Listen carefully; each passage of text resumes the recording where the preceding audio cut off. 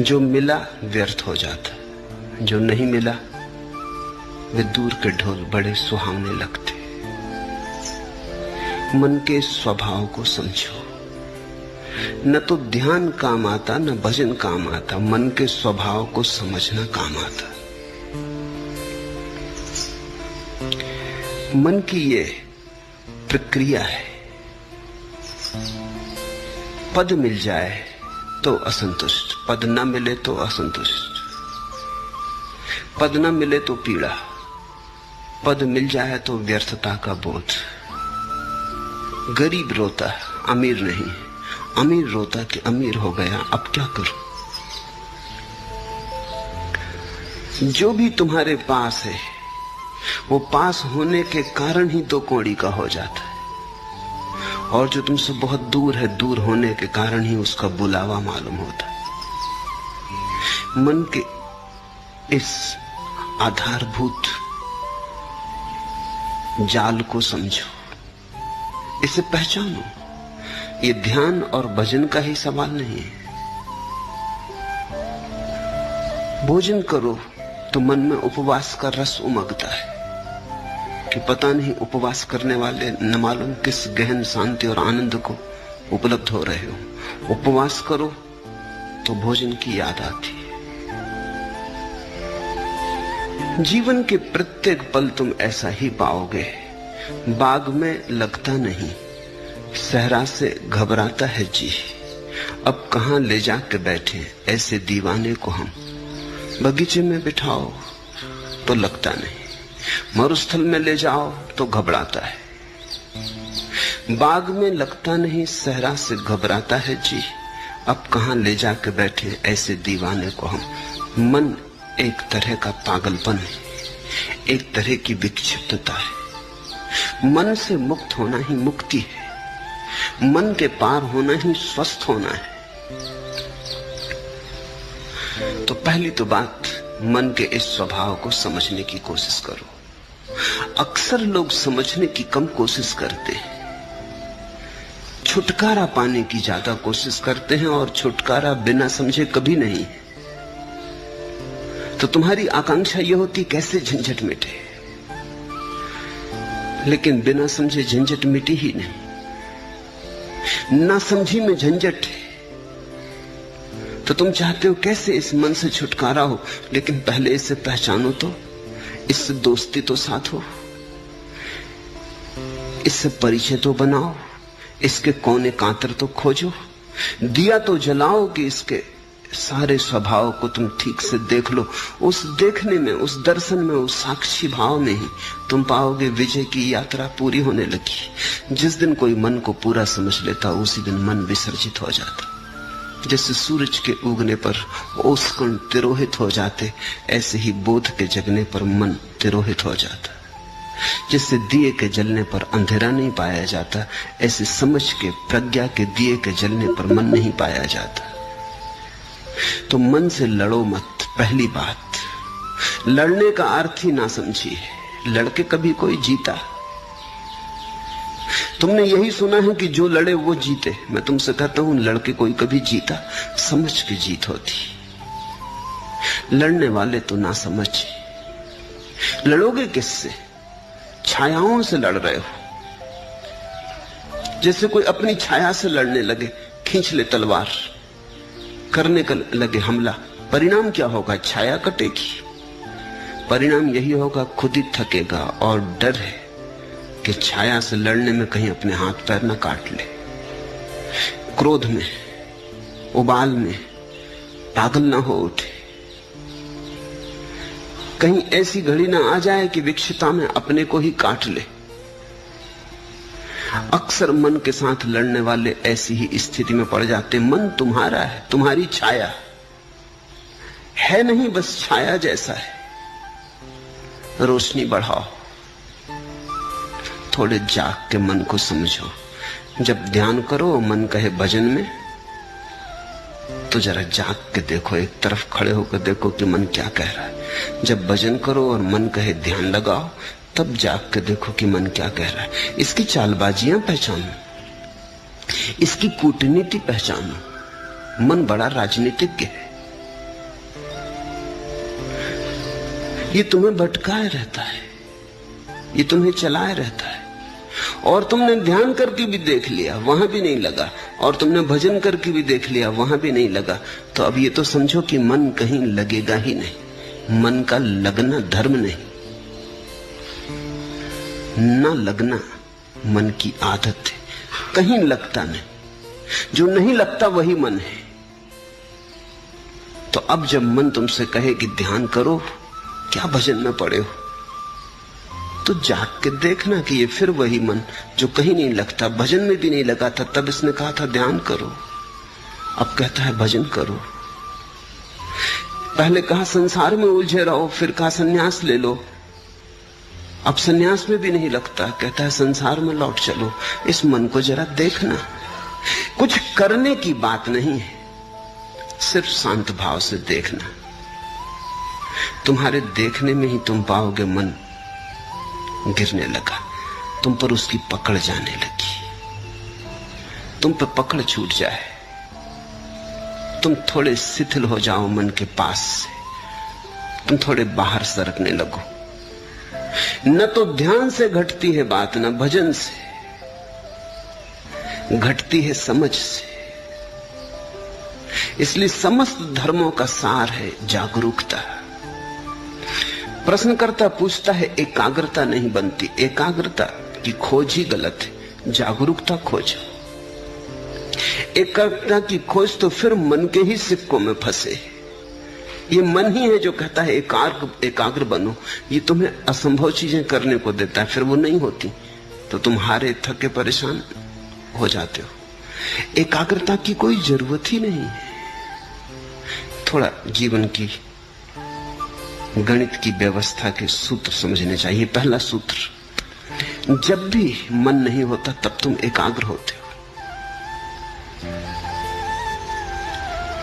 कभी अपने काम में पूरे संलग्न, चाहे बुहारी लगा रहे हो घर में, लेकिन पूरे संलग्न, अचानक तुम पाते हो मन नहीं है। संगीत सुनते संलग्न, मन नहीं है। चित्र बनाते, किसी भी घड़ी जब तुम पाते हो कि मन नहीं है, तुम ही हो, तो एकाग्रता अपने आप घटती है। एकाग्रता घटाई नहीं जा सकती। एकाग्रता मन की तन्मयता का परिणाम है। जब मन डूबा होता है तब तुम एकाग्र होते हो, जब मन उभर आता है तब तुम अनेकाग्र हो जाते हो। मन तुम्हें अनेक में बांट देता है, खंड खंड कर देता है। अब तुम चेष्टा कर रहे हो एकाग्र होने की। एकाग्र होने की चेष्टा और झंझट लाएगी, क्योंकि करोगे किससे चेष्टा तुम एकाग्र होने की? मन से ही करोगे। सब चेष्टा मात्र मन से होती। अब तुम एक ऐसे काम में लगे हो जैसे कोई आदमी अपने जूते के बंद खींच खींच के खुद को उठाने की कोशिश करे। खुद को कैसे उठाओगे? जूते के बंद खींच के थोड़े बहुत उछल कूद लो, फिर बार बार जमीन पर पड़ जाओगे। ये असंभव चेष्टा है। मन कभी एकाग्र नहीं होता। जब एकाग्रता होती तो मन नहीं होता। तो तुम मन के द्वारा एकाग्र होने की चेष्टा ही छोड़ो। तुम तो छोटे छोटे कामों में रस लो। रस का परिणाम है एकाग्रता। बुहारी लगाओ तो ऐसे लगाओ जैसे भगवान के मंदिर में लगा रहे हो, चाहे घर तुम्हारा ही हो, है तो भगवान का ही मंदिर। भोजन करो तो ऐसे ही करो जैसे भगवान को ही भोग लगा रहे हो। भोजन तो तुम ही कर रहे हो, लेकिन अंततः तो भगवान को ही लग रहा भोज। वही तो तुम्हारे भीतर आके भूख बना, उसी ने तो तुम्हारी भूख जगाई। वही तो तुम्हारे भीतर भूखा है, उसके लिए ही तो तुम भोजन दे रहे हो। रस जगाओ, एकाग्रता की बात मत उठाओ। रस का सहज परिणाम एकाग्रता है। जो करते हो उसे रसपूर्ण ढंग से करो, उसमें डुबकी लो। छोटे और बड़े काम नहीं है दुनिया में। जिस काम में तुम डुबकी ले लो वही बड़ा हो जाता है। बुहारी लगाने में डूब जाओ, वही बड़ा हो जाता है। कबीर कहते हैं, खाऊं पीऊं सो सेवा, उठूं बैठूं सो परिक्रमा।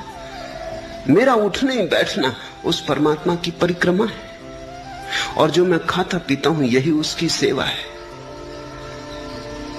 रस। मेरे देखे अधिक लोगों के जीवन का कष्ट यही है कि वो जीवन में कहीं भी रस नहीं ले रहे। जो भी कर रहे हैं बेमन से कर रहे हैं, कर रहे हैं क्योंकि करना है, खींच रहे हैं। जैसे बैलगाड़ी में जुते बैल, ऐसा जीवन को खींच रहे हैं, नाचते हुए, उमंग से भरे हुए नहीं। अगर तुम कोई ऐसे काम में लगे हो जिसमें तुम रस ले ही नहीं सकते तो बदलो वो काम। कोई काम जीवन से ज्यादा मूल्यवान नहीं। अक्सर ऐसा हुआ है, हो रहा है कि लोग ऐसे काम में उलझे हैं जो उनमें रस नहीं जगाता। किसी को कवि होना था, वो जूते बेच रहा है, बाटा की दुकान पे बैठा है, और जिसको बाटा की दुकान पे बैठ रहा था वो कविता कर रहा है, तो उसकी कविता में जूते की पालस की गंध आती आएगी ही। लोग वहां हैं जहां उन्हें नहीं होना था, और ये विकृति के कारण है क्योंकि तुमने कभी अपने सहज भाव को तो खोजा नहीं। किसी के पिता ने कहा कि दुकान करो, इसमें ज्यादा लाभ है। किसी के पिता ने कहा डॉक्टर बन जाओ। किसी की मां को ख्याल था बेटा इंजीनियर बने। परिवार को धुन थी कि बेटा नेता बने। तो सब धक्का दे रहे हैं एक दूसरे को कि ये बन जाओ, वो बन जाओ। कोई ये नहीं पूछता कि ये बेटा क्या बनने को पैदा हुआ है। इससे भी तो पूछो, थोड़े इसके हृदय को भी तो टटोलो। तो फिर लोग गलत जगहों पर पहुंच जाते। एक बहुत बड़ा सर्जन जिसकी सारे जगत में ख्याति थी, जब 60 वर्ष का हुआ और उसकी 60वीं वर्षगांठ मनाई गई तो सारे दुनिया से उसके मित्र इकट्ठे हुए, उसके मरीज इकट्ठे हुए, और उन्होंने उसका बड़ा स्वागत किया। लेकिन वो बड़ा उदास था। उसके स्वागत में नृत्य का आयोजन किया गया था। तो जब लोग नृत्य करने लगे और वो सर्जन देखता रहा तो उसकी आंख से आंसू टपकने लगे। तो उसके पास बैठे उसके मित्र ने पूछा, क्या मामला है? हम सब तुम्हारी वर्षगांठ पे इकट्ठे हुए प्रसन्नता से, ये नृत्य तुम्हारे स्वागत में होता, तुम रोते क्यों हो? तुम्हारी आंख में आंसू क्यों है? तुम किस पीड़ा से भीग गए हो? उसने आंसू पोंछ लिए। उसने कहा कि नहीं, वो कोई बात नहीं। पर मित्र ने जिद की, कहा कि क्या तुम्हें कोई जीवन में विफलता मिली? तुम जैसा सफल आदमी नहीं, तुमने जो ऑपरेशन किया सफल हुआ। तुम्हारे जैसा कुशल सर्जन दुनिया में नहीं, फिर क्या? लेकिन उसने कहा, मैं कभी सर्जन होना ही नहीं चाहता था। मेरा दिल तो एक नर्तक होने का था। आज नाच को देख के मैं रो उठा। मैं छोटा मोटा नर्तक होता, कोई मुझे ना जानता तो भी मेरी तृप्ति होती। आज मैं दुनिया का सबसे बड़ा सर्जन, लेकिन मेरी कोई तृप्ति नहीं। मेरी नियति ही मुझे न मिली। तो आज भी जब मैं किसी को नाचते देखता हूं तो बस मुझे याद हो आती। तुम अपनी जिंदगी को गौर से देखो। पहली तो बात, जो कर रहे हो उसमें रस लेने की कोशिश करो। हो सकता है तुमने रस का अभ्यास नहीं किया, तुम्हें किसी ने सिखाया ही नहीं कि रस का अभ्यास कैसे करना। रस के अभ्यास का पहला सिद्धांत है कि जो भी कर रहे हो इसका परिणाम मूल्यवान नहीं है। तुम्हें यही सिखाया गया कि परिणाम मूल्यवान है। तुम करते हो, इससे 10 रुपए मिलेंगे कि 1000 रुपए कि लाख रुपए मिलेंगे। लाख रुपए में मूल्य है, परिणाम में मूल्य है। रस का सिद्धांत है जो तुम कर रहे हो वो अपने आप में मूल्य है, अंतर्निहित है मूल्य। 1000 मिलेंगे 10,000 मिलेंगे वो बात गौण है। करने में जो डुबकी लगेगी वही बात महत्वपूर्ण है। अगर डूब गए तो मिल गए करोड़ों, अगर न डूबे और करोड़ों भी मिले तो कुछ भी न मिला। वो समय व्यर्थ गया जो बिना डूबे गया। वो दिन व्यर्थ ही बीते जो बिना डूबे बीते। जब रस धारणा बही तो तुम जिए न जिए बराबर। रस विमुग्धता में ही जीवन है। तो पहली तो बात, जो कर रहे हो, तुमसे नहीं कहता कि जल्दी बदलने में लग जाना, क्योंकि हो सकता है तुम अपना काम भी बदल लो और रस ना है, क्योंकि रस आने की तुम्हारी आदत ही ना रही हो, तुमने रस बनाने की बात ही ना बनाई हो। तो पहले तो जो कर रहे हो उसमें रस लेने की कोशिश करना। 100 में 50 मौके तो ऐसे हैं कि तुम उसी में रस ले पाओगे। रस लेते ही एकाग्रता हो जाएगी। देखा स्कूल में छोटे बच्चे पढ़ते हैं, बाहर चिड़िया गुनगुनाने लगी गीत, बच्चा एकटक होकर सुनने लगता है। शिक्षक डंडा पीटता है टेबल पर कि यहां ध्यान दो, एकाग्रता करो। एकाग्रता बच्चा कर ही रहा है, मगर शिक्षक पे नहीं कर रहा, ये बात सच है। ये ब्लैक बोर्ड पे नहीं कर रहा, ब्लैक बोर्ड पे लिखे अक्षरों पे नहीं कर रहा। लड़का तो एकाग्रता कर ही रहा है, एकाग्रता तो हो ही रही है। वो जो चिड़िया गीत गा रही है वो उसे सुन रहा है। शिक्षक कहता है एकाग्रता करो, मन को ऐसा विचलित मत करो। बात बिल्कुल गलत कह रहा है शिक्षक। शिक्षक उसके मन को विचलित करने की कोशिश कर रहा है। वो एकाग्र है। अगर कोई बाधा न दे तो ये सारा संसार थोड़ी देर के लिए मिट जाएगा। वो चिड़िया की गुनगुनाहट होगी, उसका गीत होगा, इस बच्चे की भावदशा होगी, और ये एक बात सीख लेगा रस की। रस चूंकि उसे चिड़िया के गीत में आ रहा है इसलिए एकाग्र हो गया है। उसी कक्षा में ऐसे बच्चे भी होंगे जिन्हें रस गणित के सवाल में आ रहा है, वो वहां एकाग्र हो गए। हमें लोगों को एकाग्रता नहीं सिखानी चाहिए, उनका रस देखकर उन्हें दिशा देनी चाहिए।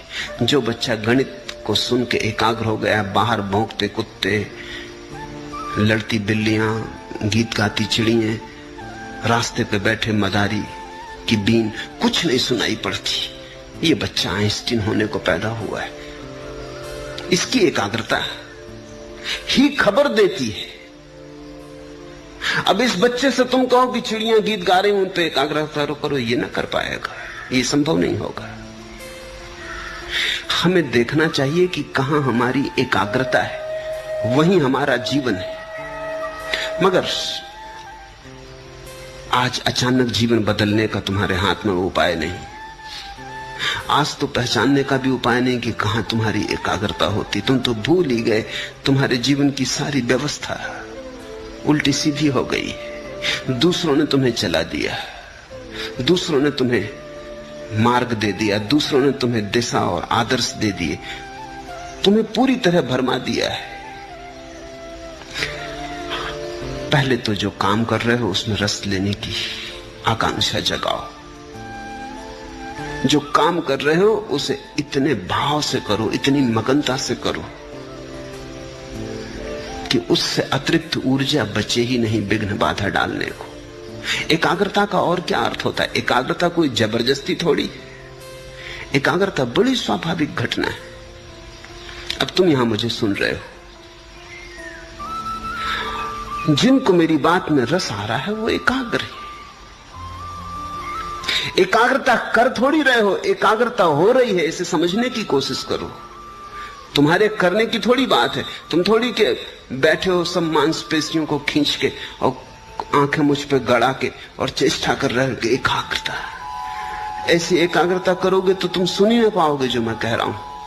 एकाग्रता सहज है, तुम्हें रस आ रहा है, उसी रस कारण तुम चल आए हो, उसी रस के कारण तुम रोज चलते आए हो, वही रस तुम्हें लाता रहा है।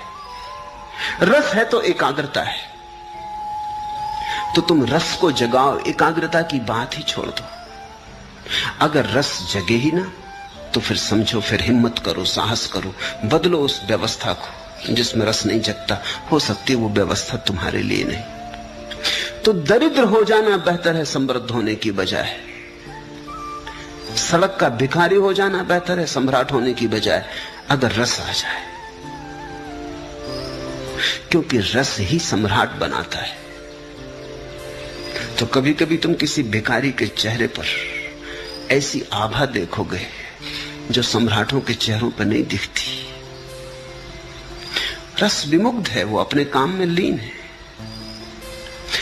रथचाइल्ड ने अपनी आत्मकथा में लिखा है कि एक भिखारी आया, 5 बजे सुबह उसका दरवाजा खटखटाने लगा। वो बड़ा नाखुश हुआ। 5 बजे सुबह नींद से भरे उसको उठाया, वो बड़ा झल्लाता हुआ बाहर आया। ऐसे वो देना पसंद करता था, दान उसका रस था। लेकिन ये कोई वक्त है? तो उसने भिखारी को कहा, सुनो जी, ये कोई समय है? भिखारी ने कहा कि आप भी सुनो, आप बैंकिंग का धंधा करते हो, मैं कोई सलाह तो देता नहीं, ये हमारा धंधा है।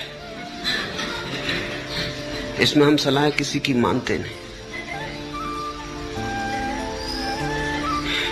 रथचाइल्ड ने प्रकाश जलाया कि इस आदमी को देखना चाहिए जो दुनिया के बड़े से बड़े करोड़पति को कह सकता है कि सुनो, तुम बैंकिंग का धंधा करते हो, हम तुम्हें कभी सलाह देते नहीं, हमारी सलाह का कोई मतलब भी नहीं क्योंकि हमें कोई अनुभव भी नहीं, तुम हमें सलाह मत दो, हम जन्मजात भिखारी। उस आदमी के चेहरे को देखा, वो बड़ा प्रसन्न आदमी था। रथचाइल्ड ने लिखा, मैं मंत्र मुक्त हो गया। ये हिम्मत भिखारी की नहीं, सम्राट की होती। रथचाइल्ड को ऐसा कहना जिसके पास भीख मांगने आए कि चुप, सलाह मत देना, मेरे धंधे को मैं भली भांति जानता हूं। रथचाइल्ड ने उसे खूब दिया और कहा, मैं खुश हुआ इस बात से कि कोई आदमी अपने भिखमंगेपन की भी इतनी प्रतिष्ठा रखता है। कभी तुम्हें राह का भिखारी भी प्रसन्न मिल सकता है। प्रसन्नता का कोई संबंध इससे नहीं कि तुम्हारे पास क्या है। जो भी तुम्हारे पास है उसमें अगर रस है तो प्रसन्नता है। तुम अगर हाथ के भिक्षा पात्र को भी गीत गुनगुनाते हुए ढो रहे हो तो आनंद है, और तुम्हारे पीछे स्वर्ण रथ चल रहे हैं और तुम मुर्दा बुझे तो कुछ अर्थ नहीं है। एकाग्रता मत पूछो, यद्यपि तुम्हें यही सिखाया गया है स्कूल से लेकर विश्वविद्यालय तक, और तुम्हारे तथाकथित धर्मगुरु भी तुम्हें यही सिखाते हैं कि एकाग्रता। मैं तुमसे कहता हूं रसमग्नता, वो शब्द हटा दो, क्योंकि वो शब्द सीधा काम का ही नहीं है। एकाग्रता जरूर आती है मगर परिणाम की तरह आती। एकाग्रता साधन नहीं है। जहां रस लोगे वहीं घट जाती, रस के पीछे बंधी चली आती, रस की छाया है। तो तुम कहीं भी रस लो, अगर मंदिर में रस ना आता हो, फिक्र छोड़ो, फिर मंदिर में परमात्मा तुम्हारे लिए नहीं घटेगा। जहां रस ही नहीं है वहां एकाग्रता नहीं होगी, एकाग्रता